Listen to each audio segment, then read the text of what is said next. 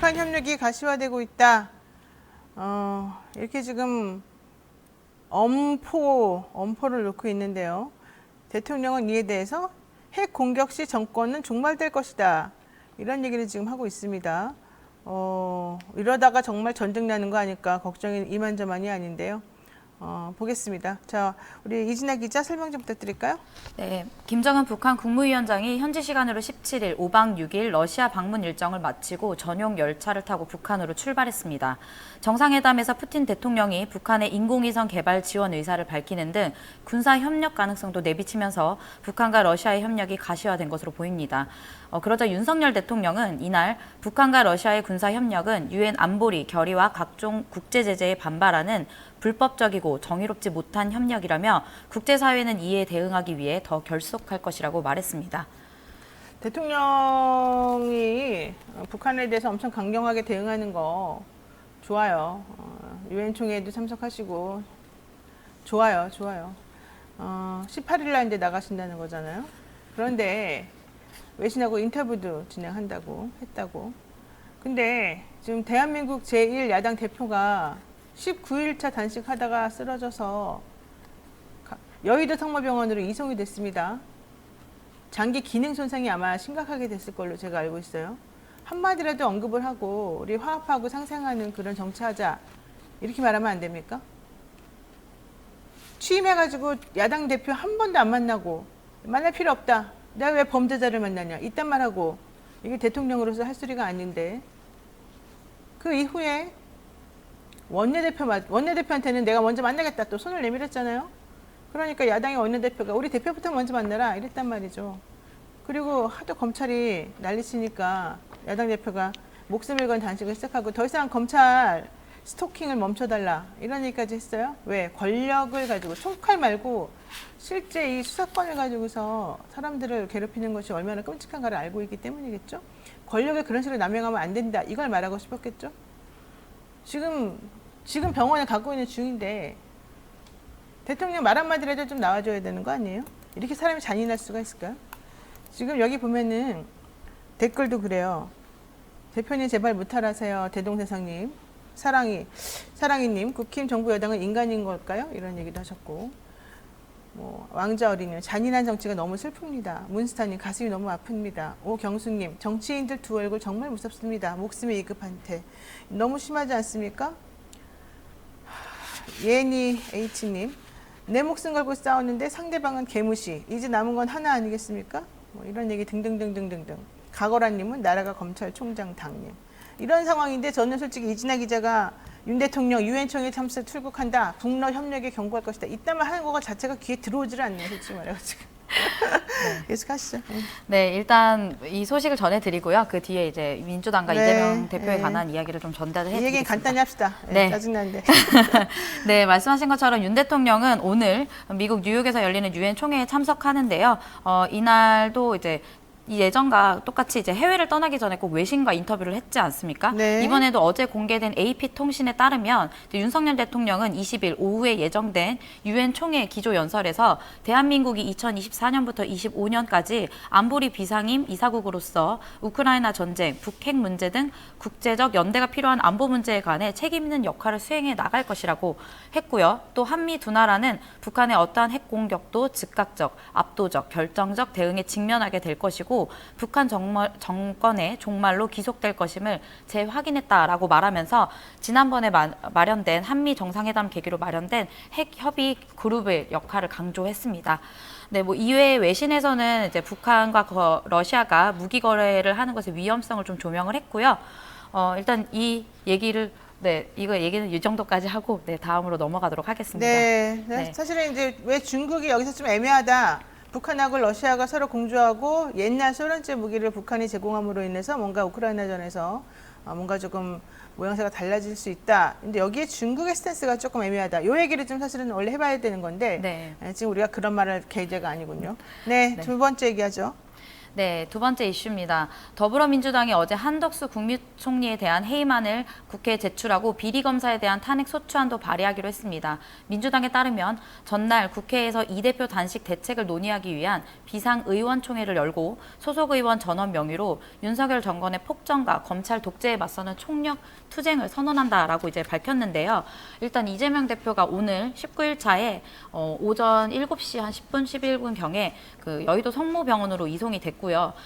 말씀하신 것처럼 지금 이렇게 단식을 하게 된 거에는 5가지 안을 이제 대안을 얘기를 했는데 네. 대통령의 사죄와 일본 핵 오염수 방류 반대 입장을 표명하고 전면적인 국정 쇄신을 요구했던 거에 따른 민주당의 결정으로 보입니다. 민주당 지금 대표는 목숨 걸고 싸우고 있는데 국회의원들 나머지들은 도대체 뭐 하시는 건지요? 한 번씩 들여다보면서 그만하세요 이 말하면 끝나는 건가요? 지지자라고 하는 사람들도 그렇게 하면 안 됩니다. 앞에 가가지고 지지하면서 병원 가세요 대표님 여기까지 좋은데 왜 쓸데없이 쪽가위 같은 걸 가지고서 사람을 위협하고 흉기를 가지고서 그 앞에서 난장판을 벌입니까? 그러면 진정성이 없어 보이잖아요. 그런 식으로 지금 무식하게 대응할 때가 전혀 아니잖아요. 예?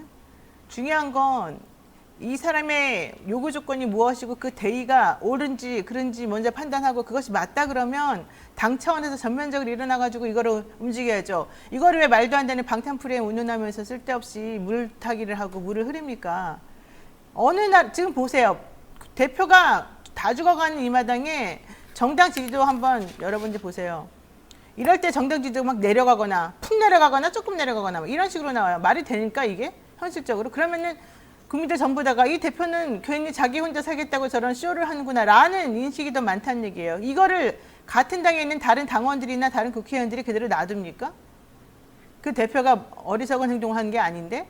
그럴 때는 본인들이 같이 나서서 한마음 한뜻으로 움직여줘야지 중도에 있는 혹은 상황을 잘 모르는 사람들도 같이 움직여지게 되는 거죠. 혹은 교만하고 오만방자한 다른 사람들이 뜨끔하게 되는 거죠.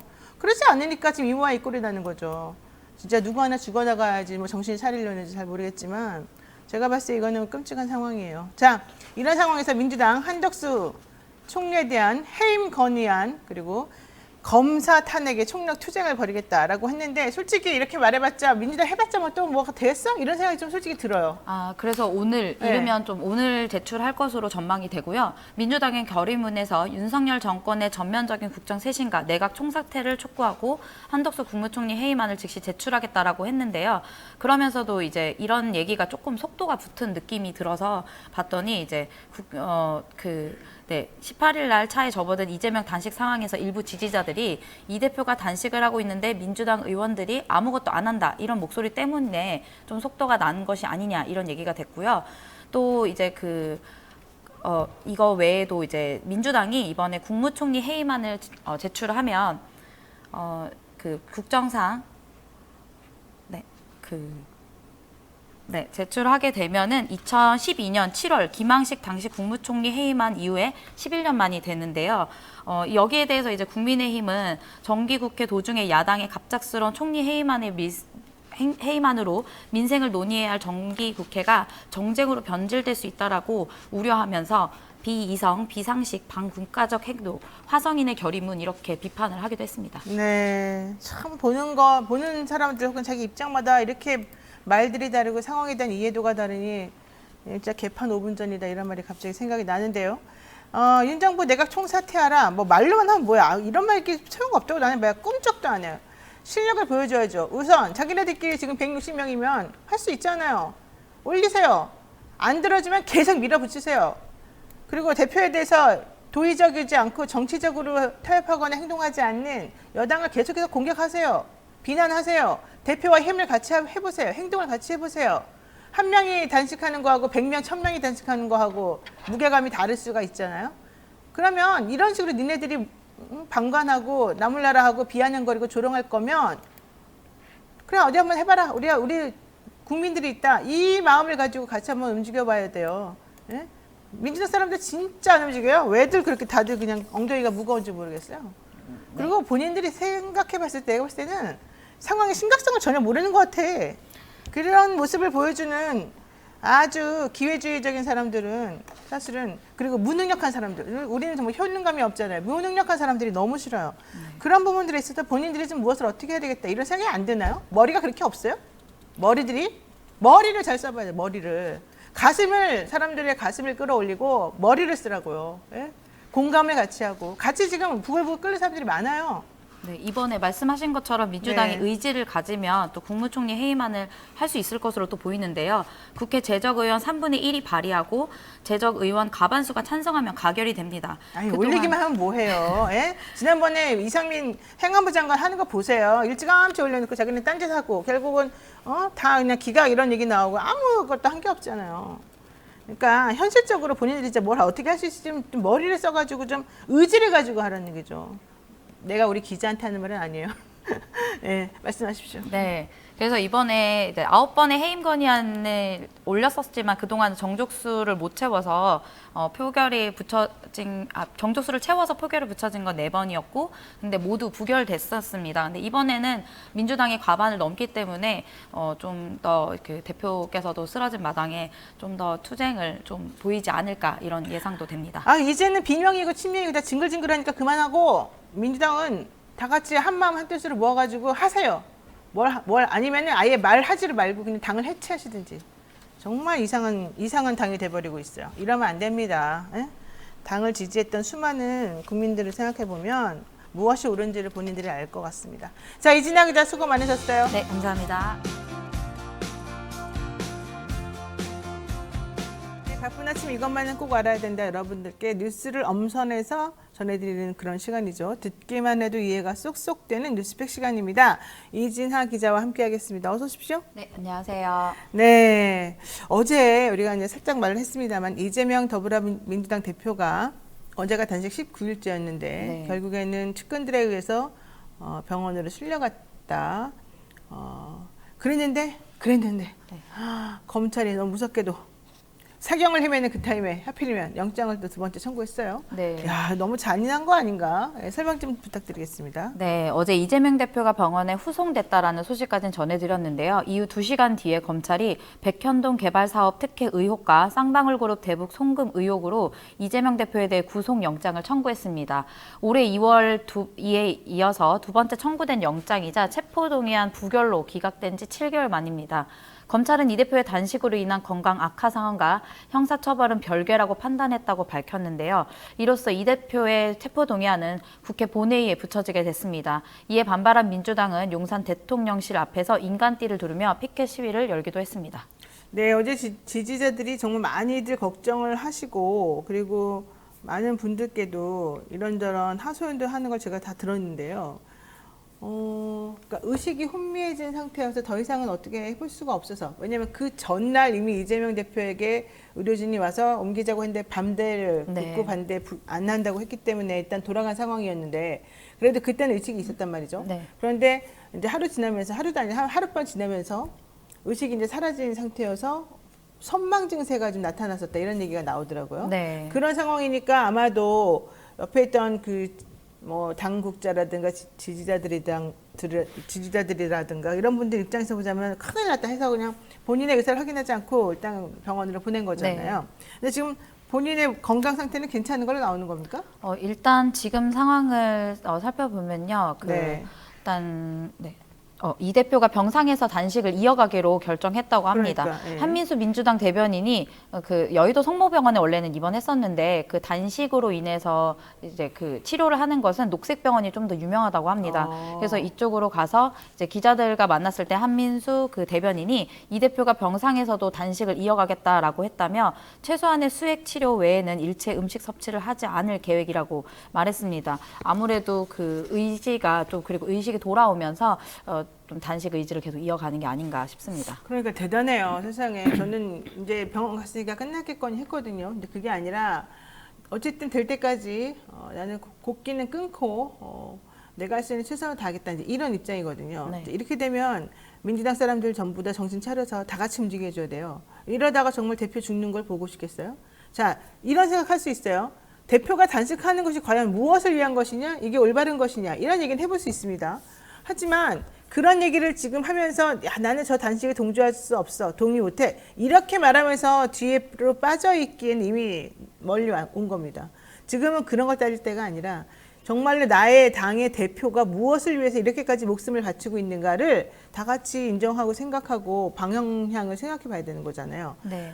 그래서 민주당도 조금 뭔가 좀 정신 차리기를 원하고 있고, 민주당이 더 혁신위원회인가요? 거기서 네. 새로 만든 그 단체에서, 그 위원회에서 우리 이제 행동으로 옮기겠다. 민주당 당대표를 지키지 못하는 이런 구태의원이나 민주당 국회의원들 도저히 더 이상 못 봐주겠다. 이러면서 아마 행동 옮기겠다는 얘기를 하는 것 같아요. 그래서 어쨌든 이런 상황에서 검찰이 백현역 개발사업 특혜 의혹과 쌍방울 그룹 대북 송금 의혹으로 영장을 청구하니까 너무 시점도 잔인하고 정말 나쁜 사람들이다. 이런 생각을 좀 하고 있거든요. 자, 민주당 이제 어떻게 한답니까? 일단 어제 원내대표인 박강원 원내대표가 이날 21대 마지막 정기국회 교섭단체 대표 연설을 통해서 현 정부를 강도 높게 비판했습니다. 먼저 영상 보고 이야기 좀 나누겠습니다. 부결은 방탄의 길이고 가결은 분열의 길이니 민주당을 궁지로 밀어넣으려는 정치적 올감이라는 것을 잘 알고 있습니다. 민주당은 허술하고 잔인한 올가미에 걸려들 정당이 아닙니다.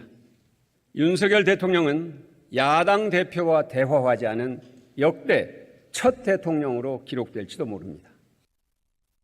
네, 박광원 대표가 윤석열 대통령은 야당과 전혀 협치하지 않고 소통하지 않은 첫 번째 대통령이 될 것이다. 네. 자, 그리고 또 나머지 무슨 얘기 있습니까? 네, 그리고 이제 박광원 원내대표의 발언을 좀 살펴보면 이날 이제 이재명 대표가 단식하다가 병원에 이송된 뒤에 또 검찰이 구속영장을 청구한 직후의 연설인 만큼 사정 기간에 야당 탄압을 부각하는 데 좀 주력한 것으로 보입니다. 그러면서 국회 비회기 중에 구속영장을 청구하면 불체포 특권을 포기하고 영장 실질 심사를 받겠다고 했던 이 대표의 요청에도 검찰이 정기국회 중에 또 회기 중에 영장을 청구한 것은 민주당을 공경에 빠뜨리려는 정치 행위 이렇게 이제 비판을 했습니다. 하나 더 영상이 준비되어 있는데요. 이 부분도 한 번 더 보고 말씀 나누겠습니다. 네. 5년은 긴 것 같지만 짧습니다. 해야 할 일만 하기에도 시간이 부족합니다. 국민을 이기는 정권은 없습니다. 국무총리의 해임과 내각 총사퇴를 요구합니다. 민주당은 우선 오늘 국무총리 해임안을 제출하겠습니다. 대통령은 전면적 인적 쇄신을 시작하십시오. 그것이 엉킨 정국을 풀기 위한 길이고 국민과 소통을 시작하는 방법입니다. 네, 박 대표가 연설하고 있는데 그 뒤쪽 배경으로 한동훈 장관 모습이 잡혔어요. 이렇게 딱 손 이렇게 깍지 이렇게 끼는 모습인 것 같은데 표정이 조금 애매합니다. 좀 비우는 것 같기도 하고 애써 참는 것 같기도 하고 우리 일반인이 보기에는 좀 상식적이지 않은 그런 표정 아닌가? 이런 의심을 조금 하는 그런 상황이었는데 혹시 여러분들 시간 되시면 한번 살짝 한번 보시기 바라고요. 예, 우리 방송에서는 더 이상 틀지 맙시다. 위험하니까. 네. 네. 어제 이제 말씀드린 것처럼 한동훈 법무부 장관이 이제 장면에 또 찍혔는데요. 한 장관은 이날 기자들을 만나서 수사받던 피의자가 단식해서 자해한다고 해서 사법 시스템이 정지되는 선례가 만들어지면 안 된다 생각한다고 이제 밝혔고요. 또 그러면서 앞으로 잡범들도 다시 다 그렇게 하지 않겠냐. 지금처럼 검찰 소환을 통보받고 나서 시작하는 단식은 처음 봤다. 과거에도 힘 있는 사람들이 죄짓고 처벌을 피해보려고 단식하고 입원하고 휠체어 타는 사례는 많았지만 성공하지 못했다. 이렇게 이야기를 해서 사실상 검찰을 대변하는 목소리를 밝혔습니다. 근데 과거에 죄 있는 사람이 단식한 게 어디 있었어요? 다 정치사범이라든가 탄압받는다는 그런 이미지를 가지고 있는 혹은 실제로 그렇게 당한 사람들이 정치적 메시지를 내는 하나의 방법으로서 단식을 했을지언정 잡범이라든가 정말로 죄를 지어 마땅해서 죄가 확실히 인정이 돼서 처벌받아 마땅한 사람들이 단식하면서 한 건 없었어요. 무슨 소리라는 거예요 지금. 지금 이재명 대표를 잡범으로 지금 취급하는 것까지도 내가 뭐 그래요. 당신의 수준이 그 정도니까 그렇게 취급하십시오. 라고 말을 할 수는 있지만 과거에 무슨 잡범들이 단식을 왜 해요? 잡범들은요 단식하지 않아요. 밥 잘 먹어요. 적응도 잘해요. 그렇게 아무 말이나 막 내뱉으면서 한 제1야당 대표를 그렇게 모욕하고 제1야당 대표를 모욕하는 건 뭡니까? 제1야당 대표를 지지하는 국민들을 당원들을 중도에는 그런 쪽의 마음을 가진 사람들을 다 같이 한번 모욕하는 거 아니겠습니까? 그런 거 하지 마십시오. 일국의 장관님은 그러시면 안 되는 거죠. 일국의 장관은 몸이 아프신 대표에게 야당 대표이더라도 본인의 대표가 아니라 하더라도 장관이니까 유감 표현하시고 정도를 걷고 상식적인 수준에서 일을 하시면 됩니다. 어떻게 20일 단식해가지고 죽어가는 사람을 영장을 청구를 합니까? 실제 영장이라고 하는 거는 그 사람이 잘못을 저질렀다는 걸 확인하기 위해서 뭐 수사를 위해서 가둬놓는 거예요, 몸을. 네. 그렇지만 실제 그렇다 하더라도 그 사람이 이런 수용상을 견디지 못하거나 어디에 감금되어서 혹은 구속되어가지고 뭔가 처리할 수 없을 때는 법무부가 집행을 정지시키고 풀어주고 이게 원래 본인들이 하는 일이거든요.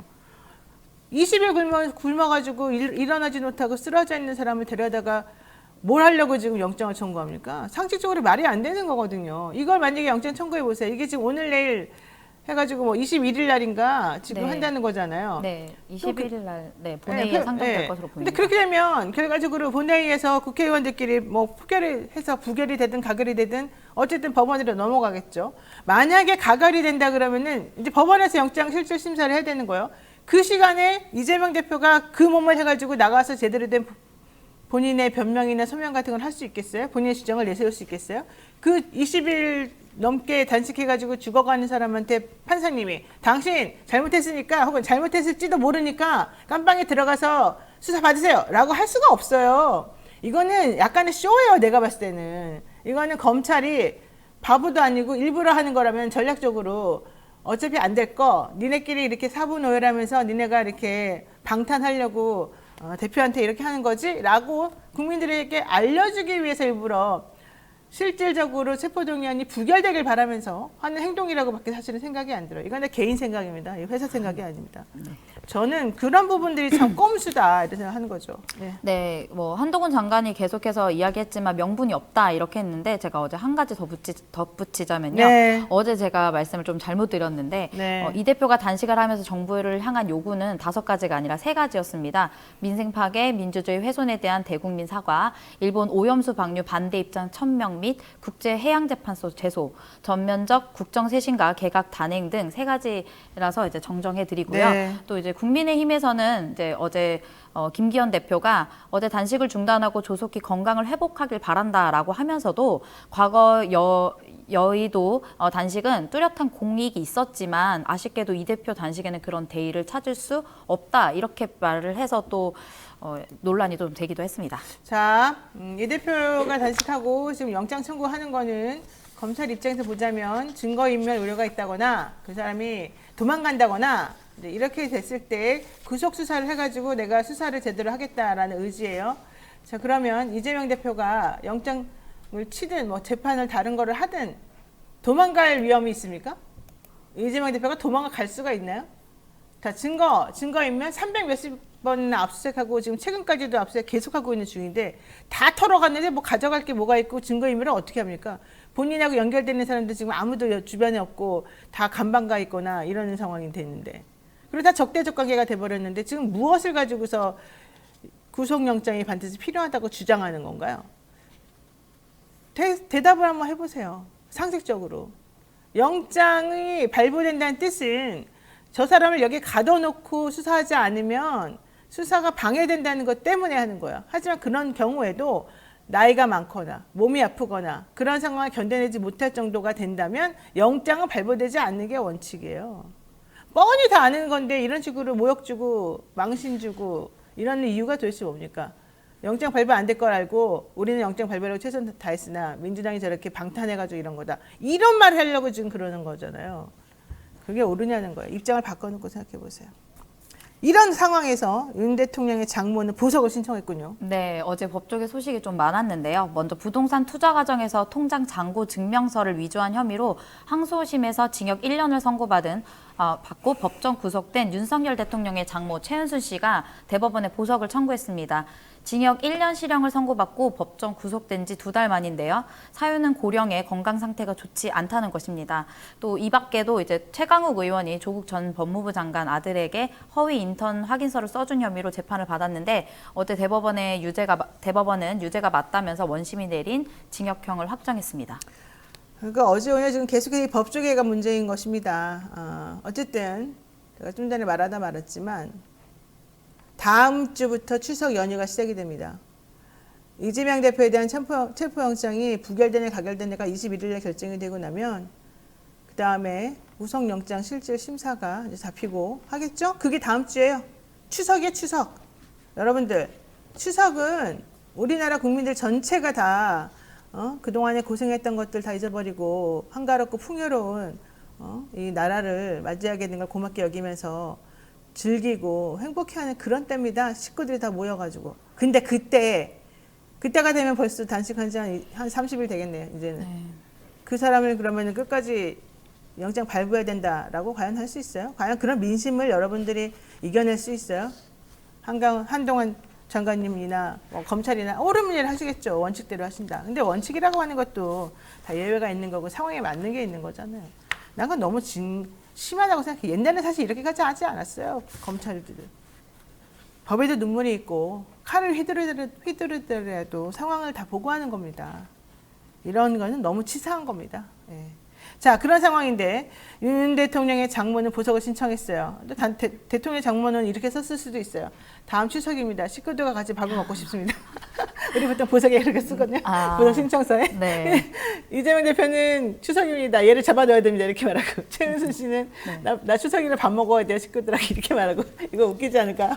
네, 그래서 최 씨가 네. 항소심에서 이제 법정 구속하게 된 것이 사실상 이제 법원에서 정해준 주거지를 이탈했기 때문인데요. 지난 21년에도 보석 당시에 대통령 장모 최 씨가 자신의 주거지 이탈에 대한 보도가 나가자 주거지 제한 변경을 신청하면서 이제 이리저리 옮겨 다닌 것으로 보입니다. 그때 뭐 아들네 집에 간대, 누구네 집에 간대, 뭐 이러면서 말이 많았잖아요. 네, 그러면 사실상 이제 그 법원에서의 그 법원의 결정을 따르지 않은 것인데요. 그럼요. 네. 이번에도 재판부가 이 부분을 잘 봐야 될 것 같습니다. 또 그러다 보니까 아무래도 제가 이런 기사를 보게 되면서 댓글에 대한 거를 좀 많이 봤는데 상당히 좋지 않은 댓글들이 많더라고요. 그래서 이런 부분을 저희 3부에 좀 더 민심에서 좀 확인해 보면 될 것 같습니다. 네, 알겠습니다. 최강욱 의원 집행유예 확정돼서 결국 의원직이 상실됐습니다. 열린민주당 비례로 나왔기 때문에 열린민주당이었던 그 5번의 그분이 이제 나머지 한 몇 개월 안 남았죠? 네, 나머지 개월 수를 내년 4월까지는 6개월 남았네요. 어쨌든 국회의원 배지를 달게 됐네요. 내가 나갈 걸. 네. 자, 이 얘기 좀 해볼까요? 네, 조국 전 법무부 장관 아들에게 허위 인턴 확인서를 써준 혐의로 재판을 받아온 민주당 최강욱 의원에게 대법원이 유죄가 맞다며 원심을 내린 징역 8개월을 선고하고 그 집행을 2년 유예한 원심을 확정했습니다. 네. 3년 8개월 만에 대법원에서 확정된 것인데요. 이로써 최 의원의 의원직을 상실했고 지난 2017년도에 최강욱 전 의원이 조국 전 법무부 장관의 아들에게 이 확인서 써준 걸로 인해서 굉장히 좀 긴게 연결이 됐는데 아까 앞서 말씀하셨던 것처럼 정경심 그 교수와 조국 재판들이 남아 있어서 아마 연결되면서 그것이 좀 더 이야기가 될 것 같습니다. 네, 그리고 최강욱 의원 판결이 3년 8개월 만에 결정이 됐는데 사람들이 또 이렇게 말했어요. 김명수가 마지막으로 최강욱 의원에게 선물을 주고 끝낼 거다. 즉 무죄를 선고하고 끝낼 거다. 이렇게 주장했습니다만 그러면서 왜 3년 8개월이나 걸리나 이거 빨리 할 수 있는데 막 이렇게 비난들이 많았는데 전혀 그게 아닙니다. 요즘에 시스템 자체가 재판이 검찰이고 법원이고 엄청 느려요. 일을 안 해요. 일을 안 하는지 일이 밀린 건지 잘 모르겠지만 어쨌든 3년 8개월 걸린 거는 뭐 김명수 대법원장이나 나머지 사람들이 최강욱을 봐주기 위해서가 전혀 아니다. 이게 첫 번째 얘기고 두 번째로는 무죄 당연히 안 나왔고요. 예? 그러니까 뭐 봐주기 한다. 진보 성향의 김명수가 뭐 하나 주고 갔다. 이런 허위 유언비어 퍼뜨렸던 사람들 전부 다 진짜 반성해야 됩니다. 그리고 더 중요한 거는 이 전원합의체에서 9명이 이거 그냥 유죄 확정이다. 이제 3명은 반대 뭐 이렇게 나왔었거든요. 그리고 이제 그 중에 1명만 예전에 2017년도에 최강욱 의원하고 같이 책 썼던 것 때문에 김선수 대법관인가요? 어쨌든 그분은 스스로가 이제 회피를 했습니다. 그래서 이 내용을 보게 되면은 전혀 뭐 민주당이든 뭐 좌파 인사든 뭐 누구든 진보 인사든 누구든 법원하고 연결되지 않는다는 걸 알아요. 왜? 결론을 보면 딱 나오잖아요. 제대로 됐었으면은 이렇게 안 나왔겠죠. 만약에 그렇게 꼼수가 많았다면. 그러니까 뭐든지 자꾸 날조하고 허위 프레임 씌우고 그런 거 하지 마요. 예? 국민들도 언론에서 설사 그런 얘기를 꺼내면서 사람들이 유도하더라도 그런 데 넘어가지 마세요. 이 최강욱 의원 건은 법적으로 분명히 다툴 여지가 있습니다. 증거 능력에 대해서. 하지만 대법원 전원합의체가 그렇게 판결 내렸으면 그걸 존중해야 되는 겁니다. 존중하지 않는 무소불위의 권력을 가지고 있는 저 위에 높은 분들 정신 차리시기 바라겠습니다. 자, 어쨌든 여기까지 해야 될 것 같네요. 네, 고맙습니다. 네, 감사합니다. 도 이해가 쏙쏙 되는 그런 뉴스 전달해드리는 시간인데요. 이진한 뉴스모터 기자와 함께하겠습니다. 어서 오십시오. 네, 안녕하세요. 이재명 대통령하고 대통령이라고 죄송합니다. 이재명 대표와 문재인 전 대통령이 만났어요. 문재인 전 대통령 결국 올라와서 네. 단식 좀 중단하십시오. 다른 모습으로 싸웁시다. 얘기를 한 겁니다. 네. 자, 이거 되게 의미가 있는 것 같은데요. 네, 어제 문재인 전 대통령이 단식 도중 건강 악화로 입원한 이재명 민주당 대표를 찾아 단식 중단을 설득했습니다. 이 대표는 병상에서도 수액 치료 외에 음식물을 섭취하지 않으면서 20일째 단식을 이어가고 있었는데요. 이 대표는 문 전 대통령 만류에도 뚜렷한 답은 하지 않았다고 합니다. 네, 두 분의 이제 또 대화는 23분간 이어졌는데 말씀하신 것처럼 이제 다른 모습으로 싸워야 되니 기운을 좀 차려라 이렇게 이야기를 했고요. 근데 이 대표가 이제 그때 끝없이 나락으로 떨어지는 것 같고 세상이 망가지는 것 같다면서 이런 걸음까지 하게 해서 죄송하다 이렇게 말을 하기도 했습니다. 자, 병상에서도 수액 치료만 받고 음식물을 섭취하지 않는 그런 단식을 이어가고 있는 중이고요. 문 전 대통령이 결국 만류했습니다. 그럼에도 불구하고 이 대표는 그만둡니다. 이런 말은 안 하고 네. 이게 이제 아무래도 본인이 내걸고 있는 그런 뭐 요구 조건 혹은 뭐 여당과 대통령에게 바라는 것 이런 것들은 하나도 해결되지 않았기 때문인 것으로 좀 보입니다. 네. 자, 그래도 어쨌든 대통령하고 그러니까 문 전 대통령하고 이 대표는 23분 동안 네. 만남을 가졌군요. 네. 자, 근데 이게 되게 의미가 있어요.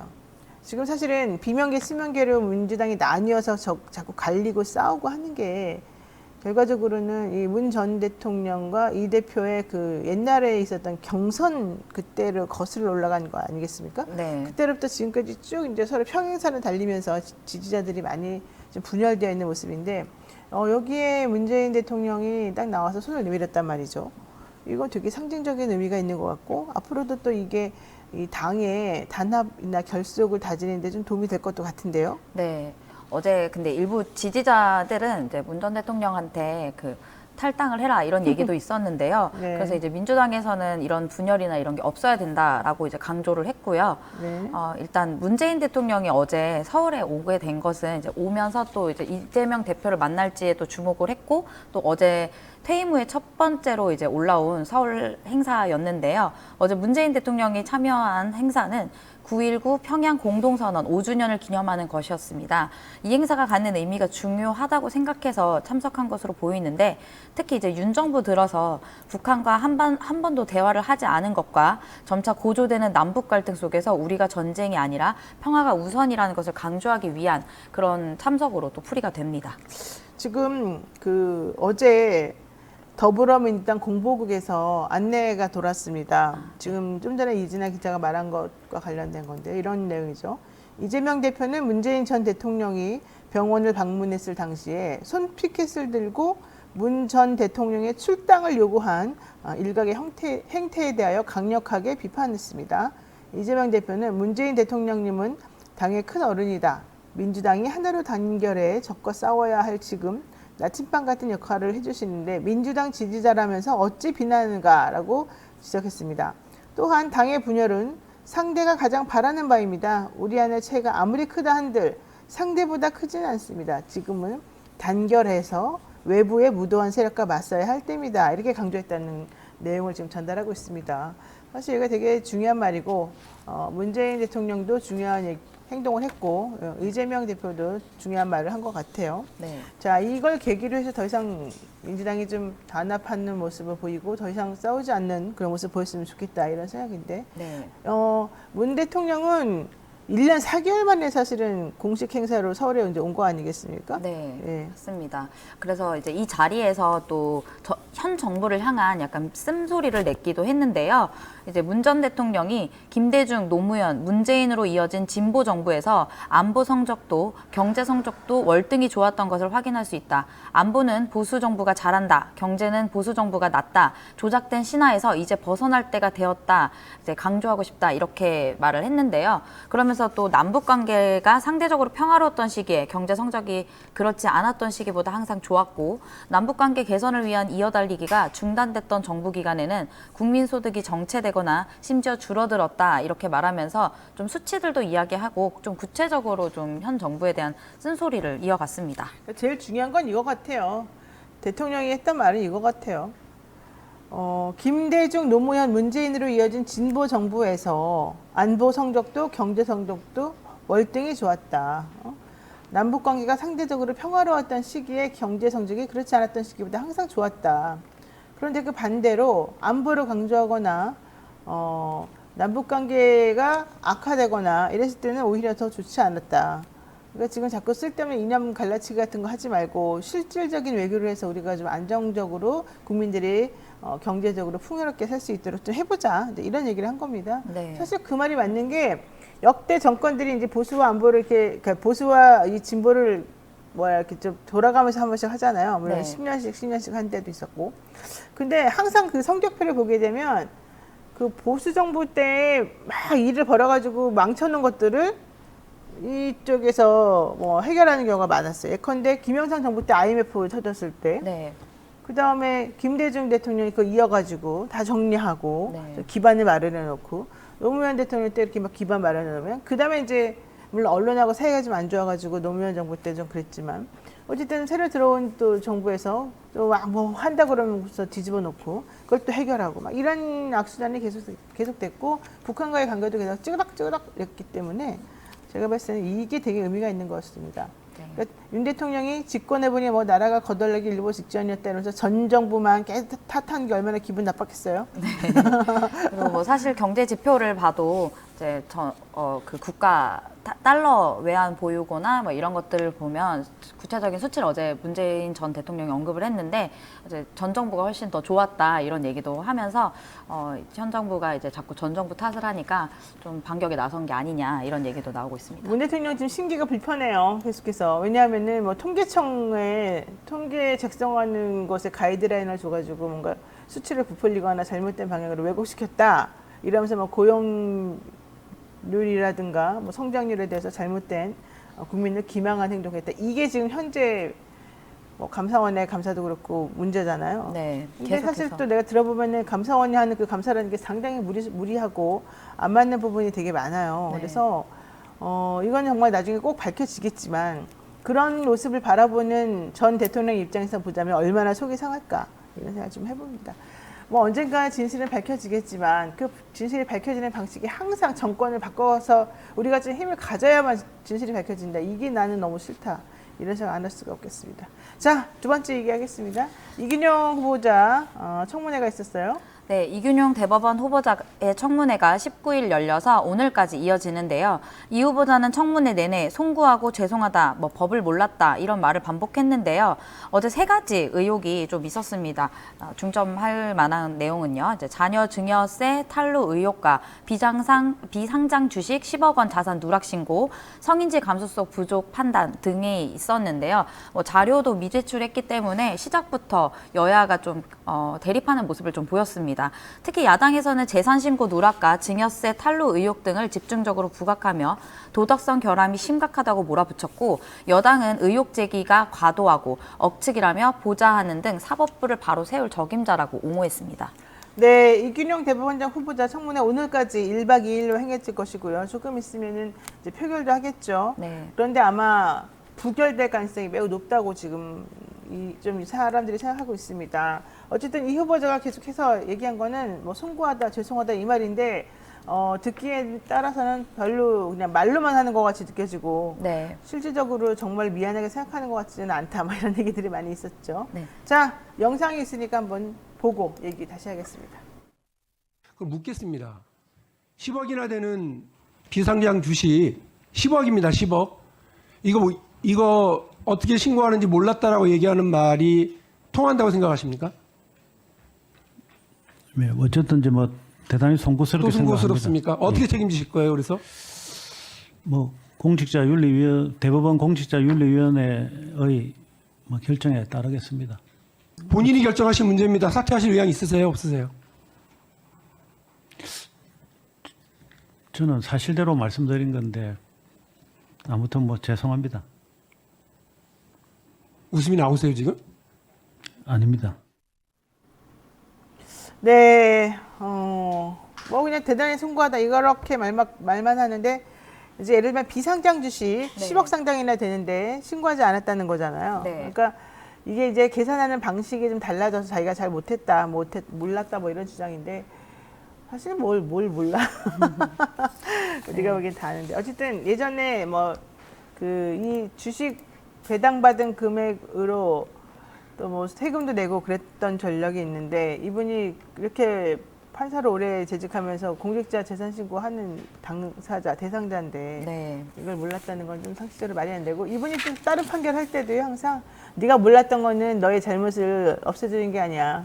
너는 그래도 벌 받아야 돼. 항상 이런 식의 태도를 가지고서 재판을 했던 사람이거든요. 네. 이렇기 때문에 이 사람 말은 좀 안 맞는 것 같고 사퇴할 거냐 이렇게 물어보니까 뭐 끝까지 그런 말은 안 하고 좀 불성실하게 좀 얘기는 했습니다. 네. 네. 그다음엔요. 네, 이균용 후보자가 어제 시중 일간 이제 송구하다 하면서도 이제 태도적인 문제도 좀 지적이 됐는데 웃음을 좀 보이면서 사실 심각한 사안이지 않습니까? 그래서 이런 부분에 대해서 또 좀 태도 문제가 나왔고요.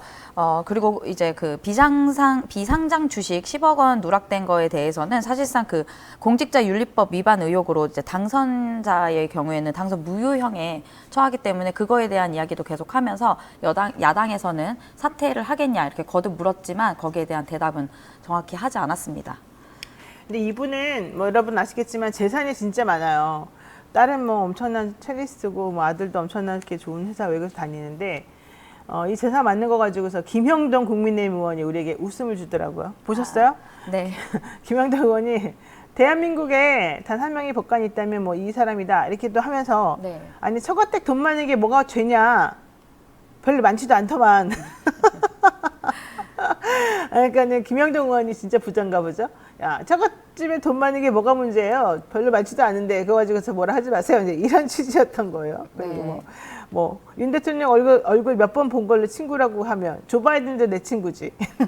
이렇게 얘기했는데 그냥 얼굴 몇 번 본 게 아니라 같이 술도 드시고 친한 친구랑 같이 호영호재하기로 하고 친하게 지내고 이랬다는 거잖아요. 자꾸 딴소리를 하세요. 어쨌든 참 그런 걸 보면 너무너무 이상했었다 이런 얘기고요. 또 성범죄자나 이런 사람들에 대한 판결, 약한 사람들에 대한 판결이 유독 솜방망이처럼 물러지더라. 이건 항상 지적이 돼야 되는 거고요. 특히 그 아들이 네. 인턴을 김앤장에서 대학생인데 했단 말이죠. 근데 네. 이 친구는 비즈니스인가 뭐 그쪽에 전공이어가지고 네, 원래 경영학과로 알려져 있고요. 사실상 그 아빠 찬스의 의혹을 좀 받고 그러니까 있는데요. 김앤장 인턴을 친구들이랑 같이 뭐 우르르 몰려가서 했다는 거잖아요. 네. 하필 또 전날에는 그 최강욱 의원이 그 인턴서를 써줘서 징역형을 받았는데 이번에는 이제 그 이균용 후보자의 아들은 김앤장 아빠 찬스 의혹에 좀 이에 있었고요. 또 하나는 더 딸 증여세 탈루 의혹도 있었습니다. 이 후보자의 논란에 대해 해명하면서 가족 관련 의혹에는 송구하다고 거듭 고개를 숙였는데 이 후보자의 자녀 관련 여러 의혹에는 일단은 장녀가 6년간 한국 돈으로 약 6,800만 원을 받았는데도 재산 신고는 누락한 점에 대해서는 탈루를 인지하지 않았다. 딸이 첼리스트라 비행기 값이 많이 든다. 이렇게 해명했고요.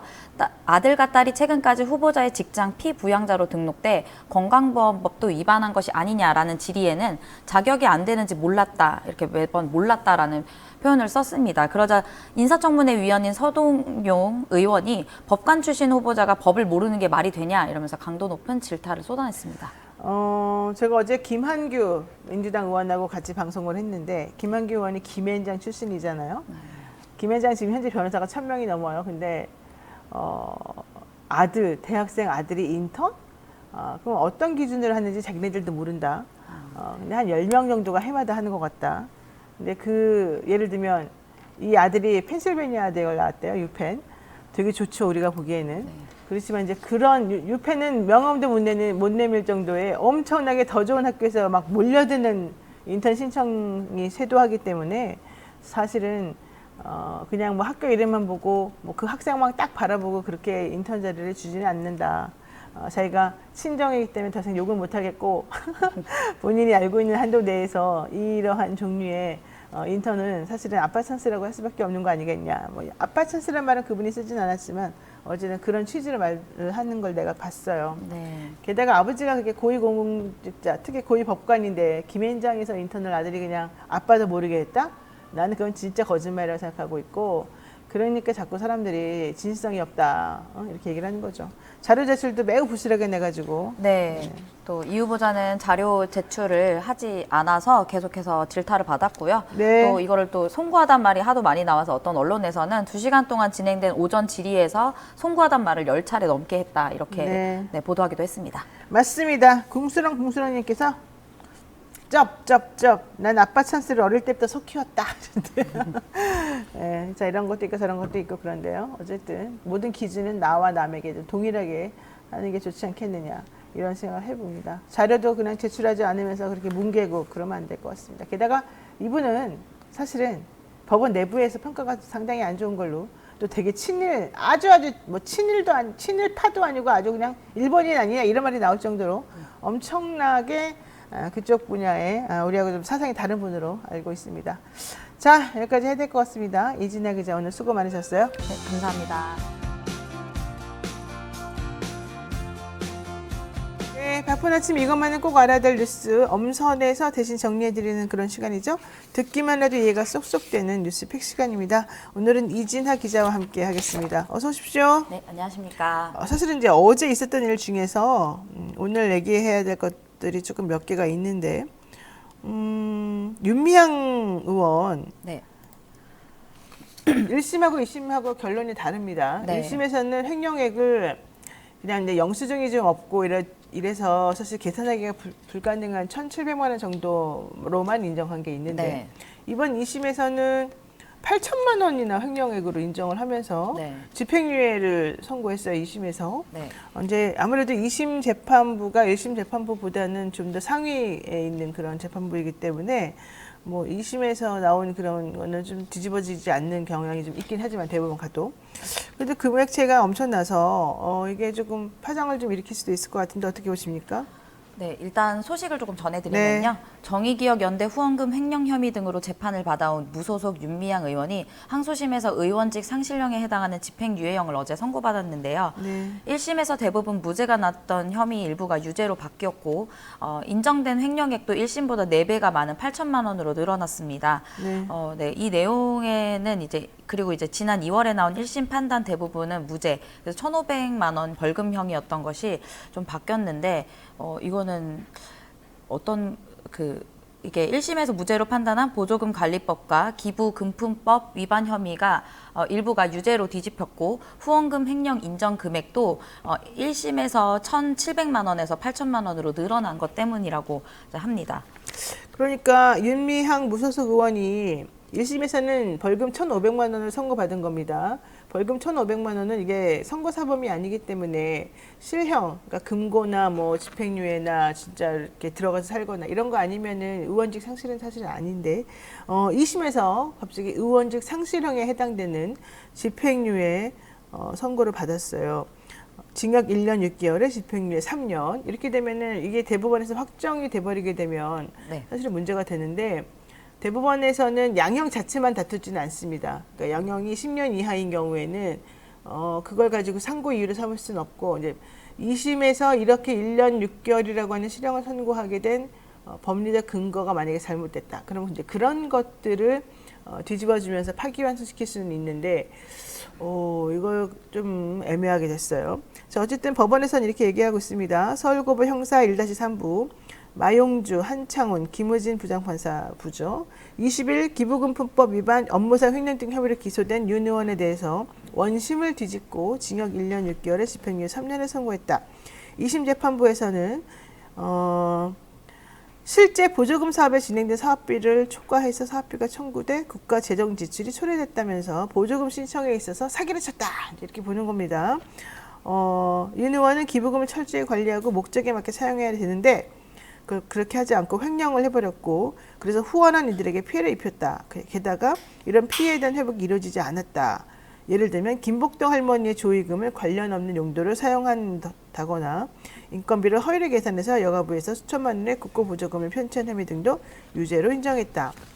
그러니까 결과적으로는 1심에서 무죄로 됐던 것들이 또 유죄가 돼버렸기 때문에 좀 문제가 많이 있는 것 같습니다. 윤 의원이 장례비 명목, 김복동 할머니의 장례비 명목으로 모금한 1억 3천만 원이 조의금과 관련 없이 사용됐다. 뭐 이런 얘기인데요.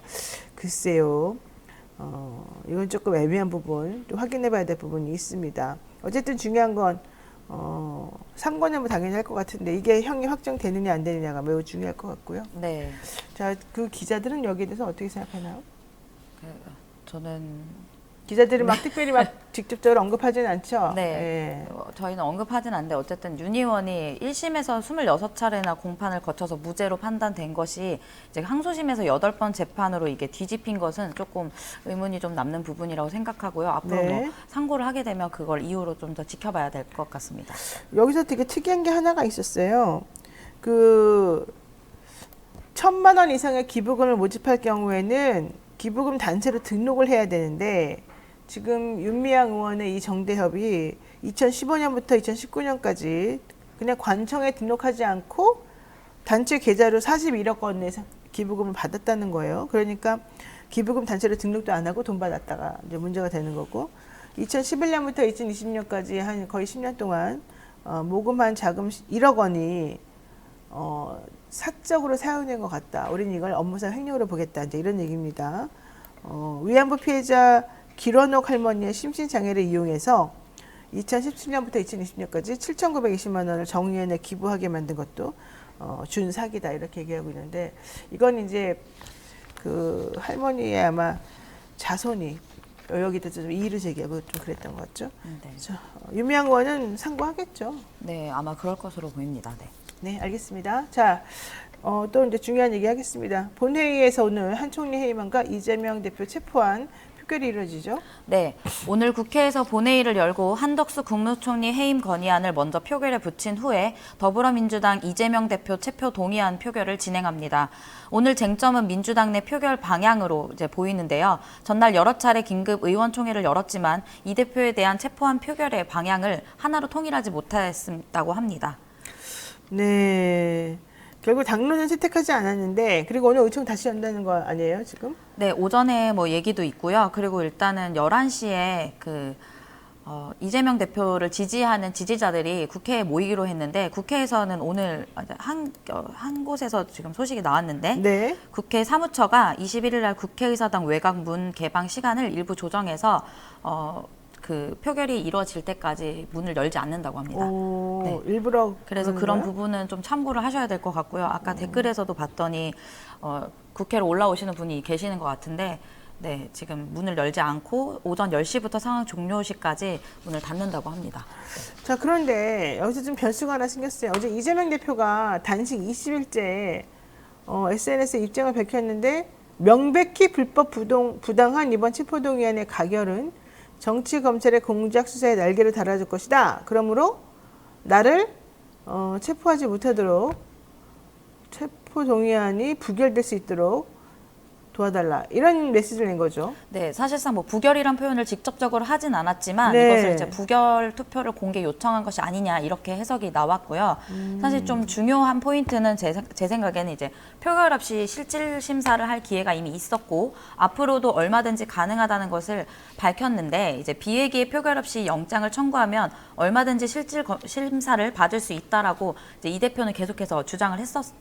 있거든요. 네. 근데 그럼에도 윤석열 검찰이 정치 공작을 위해 표결을 강요한다면 회피가 아니라 헌법과 양심에 따라 당당히 표결을 해야 한다 이렇게 강조를 했습니다.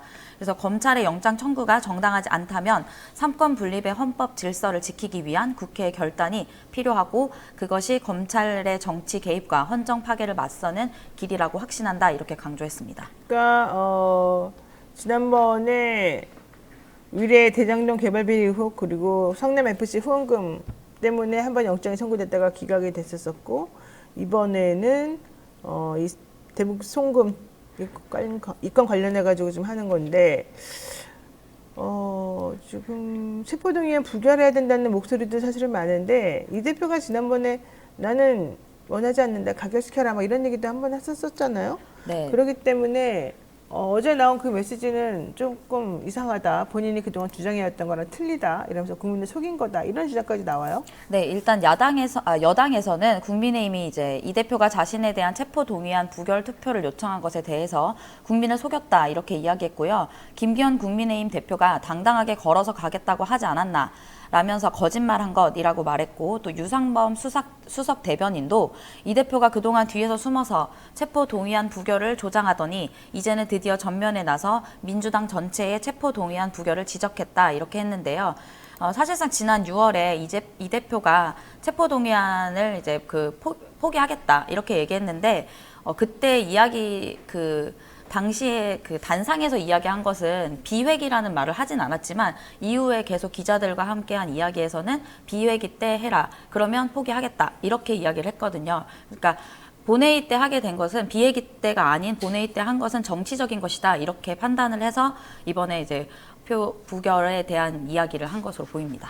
그러니까 이제 이재명 대표가 그동안에 비회기 때 들어오면 내가 여기 대해서 당당히 맞서겠다. 내가 체포 이 동의 관련해 가지고 나는 나의 권리를 행사하지 않겠다. 이렇게 얘기를 한 것이라고 주장들을 하는데 또 다른 쪽에서는 무슨 소리야. 뭐 이게 회기 중에 들어오든 비회기에 들어오든 네가 여기에 대해서 이 권리를 행사하지 않는다. 불체포 특권 행사를 하지 않는다 그랬으면 끝까지 일관되게 가야지. 이제 이런 얘기가 많았단 말이죠. 네. 근데 지금 사실은 어제 그 메시지 때문에 오히려 역효과다 이런 얘기하는 사람도 있어요. 체포동의안이 원래 제적유엔 가반 출석이고 가반 찬성으로 의결이 되는 거고 그래서 부결적으로 의견이 같다는 거예요. 근데 왜냐면은 하필이면 이제 19일차 단식하다가 쓰러진 날 검찰이 이재명 대표에 대해서 이렇게 영장을 청구하고 좀 기습적으로 되게 인간적이지 않은 행동을 했기 때문에 검찰에 대한 비난 수위가 높아지고 있는 참이었는데 갑자기 이재명 대표가 나 불체포 특권 행사할래 막 이런 식으로 지금 비춰지니까 좀 명분을 그동안 주장했던 거랑 다른 거 아니냐 이러면서 조금 비난들이 좀 있었거든요. 네. 그러다 보니까 어제 그런 그 메시지는 이재명 대표에 대한 메시지, 이재명 대표가 뭐 의원들에게 보내는 메시지가 아니라 지지자들에게 보내는 메시지다. 또 이런 해석도 있긴 하더라고요. 네. 그래서 어제 이재명 대표도 메시지를 통해서 얘기했지만 검찰이 정치를 한다 이렇게 얘기했고 정치 평론가들 일부에서는 검찰은 정치를 하고 있는데 민주당 의원들은 마치 검사처럼 법을 판단하고 있다 이렇게 이야기를 해서 단결하지 못하는 모습에 좀 아쉬움을 나타내기도 했습니다. 그러니까 민주당 의원들은 되게 특이한 게 자기네가 법조인이야. 검사들은 정치 검사처럼 행동하고 있는데 오히려 정치에 있는 의원들은 아니 약속했으면 지켜야지. 아니 왜 불체포 특권 뭐 행사 안 한다더니 왜 하고 있어? 이러면서 또 강경 모드로 가니까 야 이게 진짜 이상하구나 이런 얘기 좀 할 수밖에 없는 상황이 됐어요. 자, 한덕수 총리인데 왜 갑자기 해임안 표결이 되는 겁니까? 네, 민주당에서 쇄신을 요구하면서 한덕수 총리의 해임 건의안을 이제 민주당이 지난 18일에 제출했고요. 이날 본회의에 오늘 이제 본회의에 보고됐습니다. 그래서 보고됩니다. 그래서 민주당은 한 총리가 장관을 잘 추천하지 못했고 제대로 총괄하지 못해서 총리를 비롯한 내각 전면을 쇄신해야 한다고 주장했는데요. 한 총리 해임안은 재적 의원 과반이 찬성이 있어야 합니다. 한 총리 해임 건의안은 국회에서 처음으로 가결될 가능성이 제기되고 있지만 윤석열 대통령이 거부할 것으로 이제 좀 보여서 실효성이 떨어진다는 좀 지적도 나오고 있습니다. 네, 한 총리 해임 건의안 가결 가능성이 과연 있을까? 가결은 되겠지만 윤석열 대통령이 그걸 승인할까? 다 지금 다른 얘기들 하고 있습니다. 나중랑님께서 민주당은 정치 검찰에 맞서 싸워야 됩니다. 어째 용해인 의원 한 명보다 못합니까? 나라가 개판인데 차라리 신당창당하라고 할까요? 이런 얘기도 나오고요. 대동수상님, 민주당 제발 정치 검찰 논란에 놀아나지 말라고요. 이런 얘기도 하고, 앵두나무님, 그럼 죽이라는 거 알면서 그냥 목 내놓고 있습니까? 이런 얘기도 하고 있고요. 바다님, 검찰이 먼저 어긴 겁니다. 의원이 법조인입니까? 영장 실질심사 받겠다 했지 누가 국회의원들에게 체포 여부를 결정하래요? 이런 얘기도 하셨고요. 민주당 의원들은 부결해야 되는데 민주당 왜 이러는지 모르겠습니다. 뭐 이런 얘기 하는 사람도 있고, 저보고 변호사인데 말 좀 해보세요. 이 대표 제가 도대체 뭡니까? 이런 얘기 좀 계속 하고 있습니다. 저보고 캐비넷의 두려움은 어쩔 수 없구나 이런 얘기 하시는 분들인데, 별로 저는 캐비넷에 들어갈 게 없어요. 걱정하지 마시고요. 중요한 건 민주당의 비명계 의원들의 어제 얘기를 제가 쫙 들어봤는데, 저는 좀 안 그랬으면 좋겠다. 제발 좀 민주당 좀 단결해서 좀 같이 좀 적이 누군지 알고 좀 싸우는 모습 보이는 게 낫겠다. 이런 생각합니다. 자, 두 번째 이슈 보겠습니다. 역대급 예산 펑크. 이거 뭐 맨날 예산 펑크 한다고 하면서, 난 솔직히 우크라이나 3조 준다는 것보다 좀 놀라가지고 그때부터 머리가 정지가 됐는데 네. 대통령실에서는 아주 조용하게 슬금슬금 예산을 증액하고 있습니다. 네, 대통령실이 역대급 예산 펑크에도 조용한 예산 증액을 한 사실이 어제 알려졌는데요. 야당은 대통령실 용산 이전에 따른 도미노 예산이라고 비판을 했고, 대통령실은 청사 설비 개선 비용으로 용산 이전에 따른 도미노 비용이란 지적은 사실과 다르다 이렇게 반박을 했습니다. 네, 대통령실이 이렇게 예산 관련해 가지고 뭐 나라가 거의 부도 바로 직전이다라는 얘기까지 대통령이 지난번에 했었잖아요. 내가 네. 정권 잡고 보니. 사실 뭐 그 얘기도 좀 내가 받아들이지 못하고 있지만, 어쨌든 중요한 거는 지금 역대급 예산 펑크 때문에 이거를 해결해야 되는데 차마 국민들에게 대놓고 말을 못하는 거죠. 왜? 쓸데없는 데 돈을 너무 많이 썼거든요. 이 청와대를 용산으로 옮기면서 돈 엄청나게 쓰지 않았습니까? 네, 그 이후부터 도미노 현상이 벌어진 거예요. 어디다가 하소연을 하겠어요? 그러니까 조용조용히 할 수밖에 없겠죠. 네. 그렇지만 그들은 아니라고 합니다. 네, 대통령실이 19일 김두관 더불어민주당 의원실에 제출한 2024년도 예산안 설명자료에 따르면요. 대통령실과 국가안보실의 청사 환경 개선 및 장비 노후 설비 교체 등을 위한 건설비에 38억 800만 원이 소요되는 것으로 나타났습니다. 올해 편성된 건설비의 29억 원보다 약 10억 원, 그러니까 31% 증가한 금액입니다.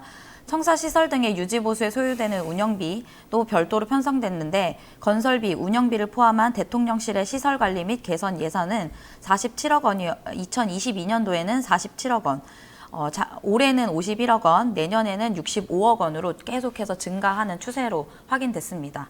네, 야당은 대통령실 용산 이전에 따른 도미노 예산이어가지고 이게 지금 돈이 모자라는 거다라고 얘기하고, 대통령실에서는 청사 이전 비용이나 이런 것들은 상관이 없다. 그냥 설비 개선용으로 쓴 거다. 청사를 이전 안 했으면 그 청사 개선 비용이 들어갈 일이 없다는 거 아니에요? 말을 좀 장난쳐요, 우리랑. 자, 이해가 안 갑니다. 어쨌든 대통령실 시설관리 예산이 매년 증가하는데 내년에는 65억이나 들더라. 자, 야당에서 이렇게 주장합니다. 필요한 곳의 예산은 삭감하고 자기네 쓰는 예산만 계속 증액하는구나. 이해가 안 간다, 이런 얘기입니다. 무슨 말입니까, 이 얘기가? 네, 그 과학 기초과학에 대한 필요한 R&D 예산을 삭감했고, 이제 대통령실의 예산이 증액한다라는 건 매우 부적절하다 이렇게 야당은 비판을 했는데요. 그래서 이제 그 R&D 사업에 대한 것을 조금 더 추가할 것이라는 조선일보에 어제 그 보도가 나왔습니다. 근데 그거에 대해서 또 대통령실에 물어봤더니 대통령실은 사실이 아니다. 국회 예산 심의 단계에서 검토해서 증액이 필요하면 하는 것이지 아직 국회 예산 심의도 시작 안 했는데 대통령실이 자체적으로 증액을 검토하는 것은 상식적으로 맞지 않다. 그래서 결국에 R&D 예산을 감축했던 거는 그대로 가는 것이고, 이제 대통령실에 대한 예산은 다시 증액을 하는 것은 사실화된 것으로 보입니다. 자, 그렇지만 조선일보가 맨날 가짜뉴스만 하는 것도 아닐 텐데 네. 누구 말이 맞는지 봐야 될 것 같은데, 이거 하나만 물어보죠. 지금 돈 없다 그러면서 여론조사 비용은 계속 늘리고 있어요? 네, 이번에 총선을 대비해서 총선을 대비해서 내년에 이제 치러질 것 때문에 국정 운영 평가 등을 위한 여론조사 비용으로 17억 9,400만 원 정도에서 20억 7,600만 원으로 이제 좀 증가를 시켰는데요. 한 3억 원 정도 더 추가를 했습니다. 대통령실에 그리고 또 특수활동비도 82억 5,100만 원으로 올해와 같은 수준인 것만 빼고는 나머지는 더 다 올렸던 것으로 보입니다. 네, 진짜 대통령실 R&D 예산 어떻게 하는지 보겠습니다. 만약에 조선일보의 보도가 잘못된 거라면 가짜뉴스를 근절하는 차원에서 조선일보에게 철퇴를 내려주시기 바라겠습니다. 다른 데하고 형평을 맞춰야 되죠. 그렇지 않겠습니까? 또 하나 내가 물어볼 거 있어요. 연합뉴스에서 9월 14일 날 보도가 하나 나왔습니다. 국민의힘에서 대통령실에 요청했다는 겁니다. 총선에 나가 사람들이 명단을 좀 달라. 그랬더니 이거 연합뉴스 거예요. 9월 14일자. 그랬더니 대통령실에서 얼마든지 이렇게 대답했다고 이렇게 나왔습니다. 네. 그러면서 몇 월 달에 누가 나가고 몇 월 달에 누가 나가고 서로 얘기하고 있다고 나왔어요. 그런데 그 이후에 어젠가 그전가 월요일 정도에 다시 얘기가 나왔습니다. 사실 무근이다. 그런 사실 없다. 대통령실에서 그렇게 대답했다는 겁니다. 그리고 기자들이 취재를 해봤더니 대통령실에서 누가 그런 말을 했는지 모른다라는 거였습니다. 자, 그러면 그것도 역시 가짜뉴스잖아요. 연합뉴스 9월 14일자 뉴스 가짜뉴스요. 대통령 입장에서 보자면 매우 불쾌할 수밖에 없는 가짜뉴스죠.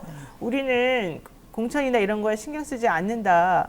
그리고 우리는 중립의무다. 이렇게 원래 얘기를 해야 되는데 대통령실이 국민의힘에서 요청하니까 알아서 얼마든지 하시오 이렇게 했다는 거는 사실은 사실상 공천에 관여하는 박근혜 대통령이 그때 그래가지고 문제가 생겼었잖아요. 네. 그런 거 하는 거라는 거였는데 연합뉴스에서 그렇게 기사를 냈는데 그 다음에 아니라고 했단 말이에요. 그러면 자 누가 가짜예요? 대통령실이 거짓말하는 거예요? 아니면 연합뉴스가 거짓말하는 거예요? 연합뉴스가 가짜뉴스 했겠죠. 그러면 대통령실은 지금 최근에 아니라고 분명히 밝혔으니까. 그러면은 연합뉴스도 가짜뉴스 근절 차원에서 엄청나게 강력하게 징계해야 되는 거 아닙니까? 인용 보도만 해도 징계하는데 방통위 형평에 맞게 말이 되는 대로 좀 합시다. 예? 제가 그 얘기를 하고 싶었어요. 자, 이진아 기자 수고 많으셨습니다. 네, 감사합니다. 네, 바쁜 아침 이것만은 꼭 알아야 된다. 여러분들께 엄선해서 뉴스를 전달해드리는 그런 시간입니다. 듣기만 해도 이해가 쏙쏙 되는 뉴스픽 시간이죠. 오늘은 이진아 뉴스토마토 기자와 함께하겠습니다. 어서 오십시오. 네, 안녕하세요. 어제 이재명 대표 체포한 체포동의안 가결됐습니다. 네. 사실 한동훈 장관이 18쪽인가요? 엄청난 분량으로 왜 반드시 체포동의안이 가결되어야 되는가를 설명할 때에도 사실은 야당에서 엄청난 반발이 나섰었고 국회 자체가 그냥 막 혼돈의 카오스처럼 이렇게 그냥 정신없이 좀 진행되는 걸 봤는데 충격을 받은 민주당 의원들 또 만면의 미소를 띤 국민의힘 사람들 확인을 해보니까 참 이게 또 인생 사는 것인가 이런 생각이 좀 들기도 하더라고요. 자, 설명 부탁드리겠습니다. 네, 더불어민주당 이재명 대표에 대한 체포 동의안이 어제 국회에서 가결됐습니다. 이재명 대표는 어제 병상에서 전날에죠. 네, 사실상 부결을 요청하는 메시지를 냈지만 결국 당내 이탈표를 막지는 못했습니다. 투표수를 살펴보면 총 투표수 295표 중에 가결 149표, 부결 136표, 기권 6표, 무효 4표로 가결돼서 가부를 가른 것은 단 2표였습니다. 네, 표결을 이제 마치고 나서 이제 개표하는 중에서 여당과 야당 의원들이 이제 표정을 통해서 좀 보여졌는데요. 그때 이제 그 여당 의원들이 간표 진행 중에 쪽으로 이제 다가가면서 목을 이제 빼면서 이제 지켜보니까 야당 의원들이 이제 간표 의원 아닌 사람들은 나가라 이렇게 소리를 좀 지르면서 날선 모습을 보였습니다. 이때부터 좀 이제 시청하던 사람들은 좀 예상을 했던 것 같았는데요. 이때 이제 국민의힘 유경준 의원이랑 양금희 의원은 뭐 손으로 오케이 사인이나 뭐 주먹을 쥐는 행동을 통해서 표결에 대한 좀 결과를 짐작하게 했고요. 그렇게 이제 정리가 된 후에는 김 의장이 가결을 선포하자 여야의 표정을 극명하게 엇갈렸습니다. 민주당 일부 의원들은 국회의장에서 정회를 해달라고 외쳤고 이제 국민의힘은 박수를 치면서 표결의 결과를 반겼습니다. 국회 방청석에 앉아있던 이 대표 지지자들은 이제 울음을 터뜨리거나 욕설을 해서 퇴정 조치를 당하기도 했습니다. 그러니까 간표 절차가 끝나기도 전부터 여당 의원들이 우리가 이겼다, 우리가 승리했다 이제 이런 표시를 보내면서 매우 시끄러웠다 이런 얘기인데요. 체포동의안 표결 관련해서 한동훈 법무부 장관의 태도도 또 여러 가지로 구설수에 오르고 있습니다. 네, 맞습니다. 한동훈 법무부 장관이 이례적으로 항상 이제 단상에 올라서 굉장히 긴 시간 동안 이야기를 했었는데요, 그동안. 이번에도 18장의 분량의 네. 종이의 내용을 30분가량 거의 읽었습니다. 이제 민주당 의원들이 이제 고성과 야유를 쏟아냈고 국민의힘 의원들도 여기에 맞서서 설명이 중단되기도 했습니다. 백현동 개발 특혜와 쌍방울 대북 송금 의혹 이런 얘기만도 19분에 걸쳐서 이야기를 했고요. 그러면서 계속 좀 갈등 모습들이 이미 이전부터 나타나기 시작했습니다. 네, 그래서 한 장관에 대한 이제 일부 의원들, 민주당 의원들에서는 여기가 재판부냐, 국회가 뭐 한동훈 장관 거냐 이렇게 따져 물었고, 한동훈 장관은 이제 저는 국무위원으로서 이재명 의원의 범죄 혐의를 국민들한테 설명할 의무가 있다. 그걸 방해하시는 이유를 제가 이해하지 못하겠다 이렇게 받아쳤습니다. 네, 그러니까 양이원영 의원하고 장경태 의원이 장관에게 뭐 하는 거냐 이제 이렇게 항의도 했습니다만 한동훈 장관 굴하지 않고 내가 설명해야 될 의무가 있는 사람이다. 왜 나를 방해하느냐 이렇게 이제 오히려 화를 냈다는 얘기잖아요. 한동훈 장관은 뭐 그냥 범죄 사실을 마치 피의 사실 공표하는 것처럼 조목조목 나열하기로 아주 유명한 상황인데.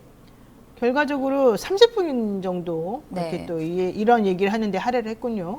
네, 그 중간 한 9분 정도 중단 시간을 포함해서 30분 정도인데요. 이때 이제 김진표 국회의장도 서면으로 좀 가름을 해라, 좀 요약을 해라 이렇게 얘기했지만 계속해서 이야기를 이어 나갔습니다. 또 이제 그 한동훈 장관이 밝힌 검찰이 이 대표에 대한 구속영장을 청구하면서 적시한 의혹은 총 3가지인데요. 백현동 특혜 의혹과 검사 사칭 재판 위증 요구 의혹, 쌍방울 대북 송금 의혹 등 크게 이렇게 3가지입니다. 아니 근데 지금 검사 사칭 재판이라는 거 도대체 언제적 얘기인데 어쨌든 요점은 검사 사칭과 관련돼서 재판을 2019년도에 할 때 위증을 교사했다 뭐 이런 얘기가 지금 이 대표에 대한 혐의다 얘기를 하는 거잖아요. 네. 지금 4년이 지나가지고 얘기를 하는 거고 백현동 특혜 의혹하고 쌍방울 대북 송금 의혹이 이제 사실은 가장 컸을 텐데 결과론적으로 이 대표가 그 전날 부결 쪽으로 좀 뜻을 모아달라고 했던 것에 대해서도 사실은 비난을 많이 하면서 네. 이건 다 꼼수 아니냐 거짓말 아니었냐 이제 이런 얘기를 하면서 조금 또 논란이 있었던 것 같습니다. 지금 어쨌든 이렇게 되면은 법원이 영장실질심사를 이제 할 수밖에 없는 상황이잖아요. 네, 뭐 민주당 내부에서는 어제 이야기 나왔던 거는 건강 상태 때문에 아무래도 추석 이후에 영장 실질 심사가 이루어지지 않을까라는 예측을 했지만 네. 검찰은 조금 좀 다른 뜻을 가지고 있는 것 같아 보였습니다.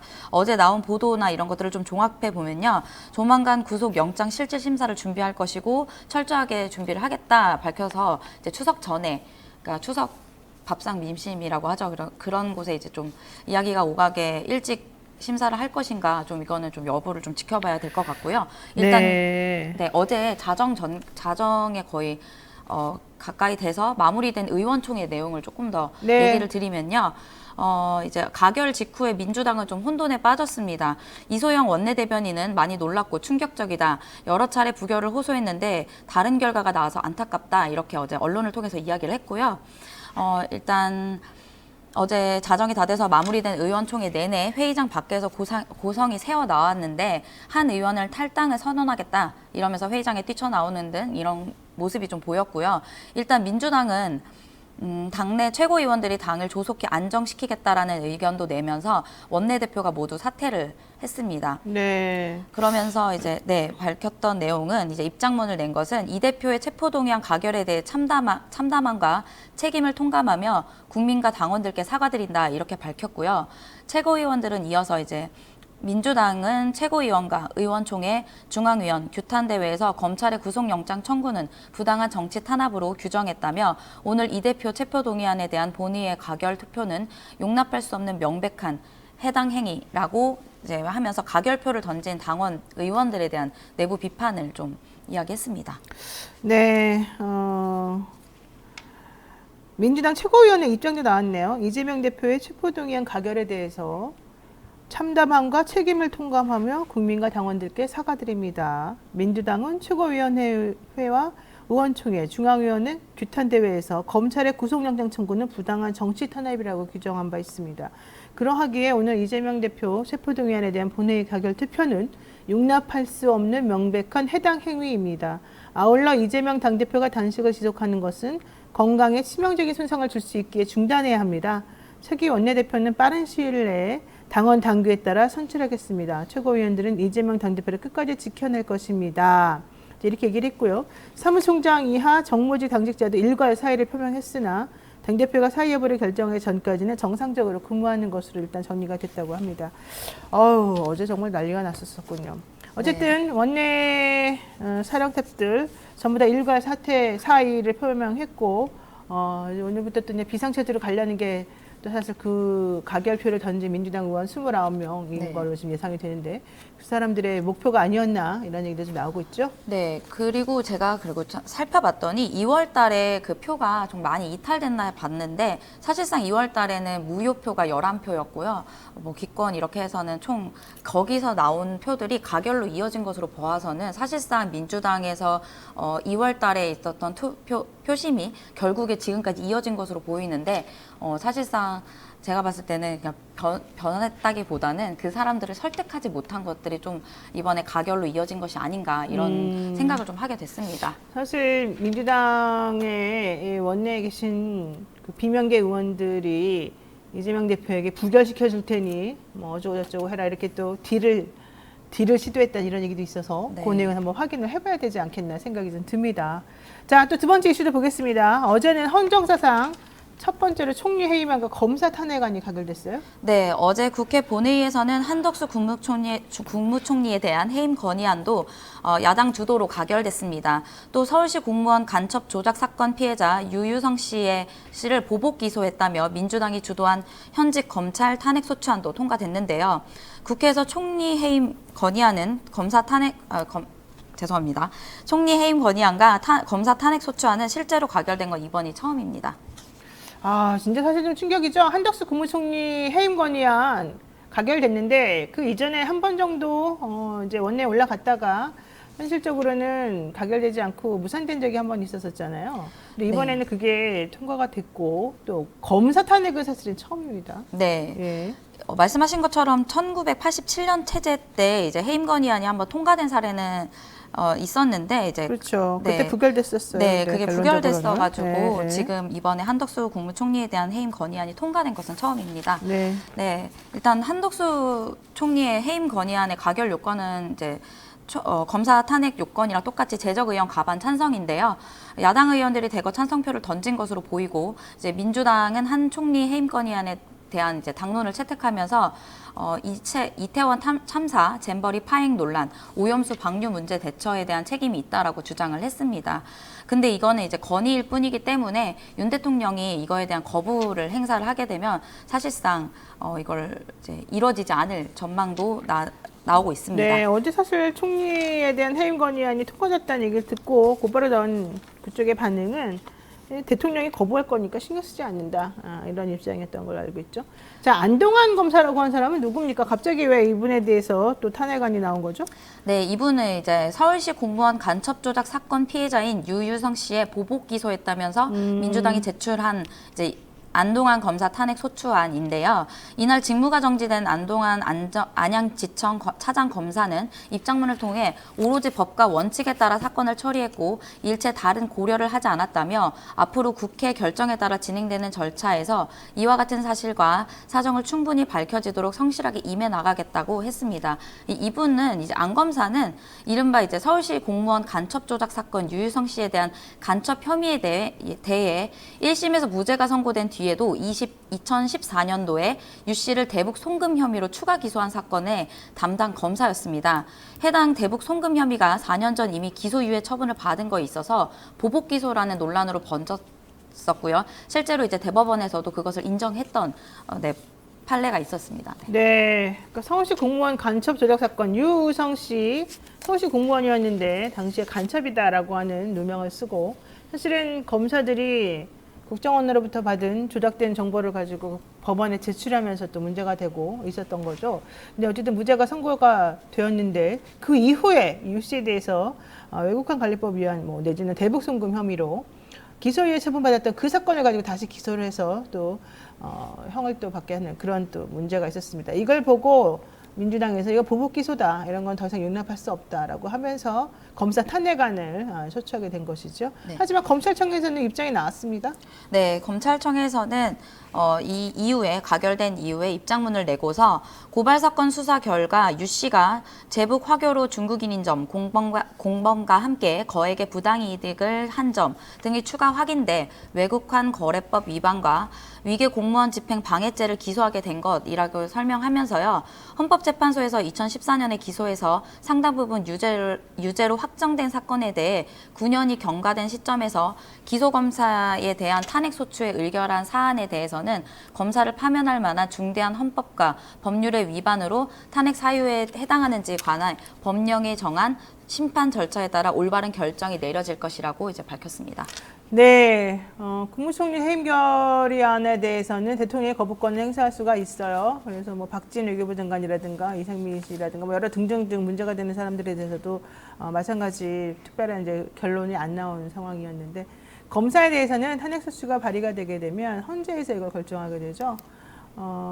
탄핵 여부가 어떻게 될지는 좀 확인을 해봐야 될 것 같습니다. 아무래도 헌재는 좀 정치적으로 판단하는 경향이 있으니까 좀 봐야 될 것 같네요. 자, 이진아 기자 오늘 수고 많으셨습니다. 네, 감사합니다.